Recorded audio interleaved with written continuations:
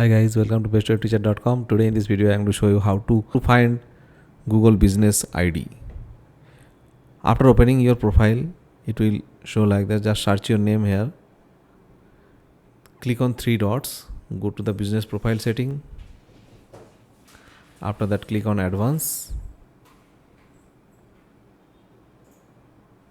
And this is your business profile ID. Thank you. Have a nice day.